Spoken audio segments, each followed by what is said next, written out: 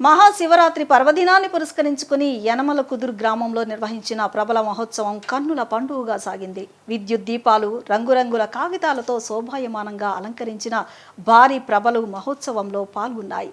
శ్రీరామలింగేశ్వర స్వామి దేవస్థానం కొండ చుట్టూ ప్రభలతో ఊరేగింపు నిర్వహించారు. ప్రభలను చూసేందుకు ప్రజలు భారీ ఎత్తున తరలివచ్చారు.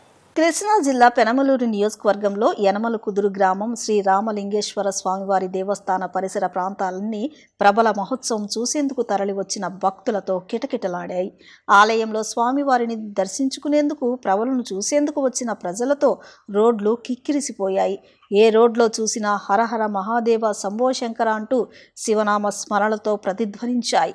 ప్రభల మహోత్సవంలో సుమారు 40కి పైగా ప్రభలు పాల్గొన్నాయి. యనమల కుదురు శివాలయం పరిసరాలు, మెయిన్ రోడ్, సంజీవయ్య నగర పరిసరాల్లో భారీ ప్రభలు బారులు తీరాయి.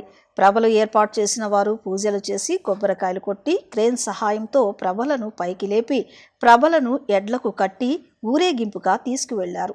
తొలిత ఎడ్లను ఊరేగించారు. అనంతరం డీజే, తీన్మార్, డప్పు వాయిద్యాలు, కోలాటాలు, మేళతాళాల నడుమ ప్రభలు ఊరేగింపుగా సాగాయి.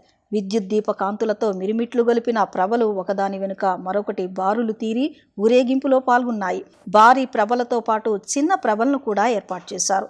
ప్రభల ఊరేగింపులో ఎక్కడా ఎటువంటి అవాంఛనీయ ఘటనలు చోటు చేసుకోకుండా పటిష్టమైన భద్రతా ఏర్పాట్లను చేశారు.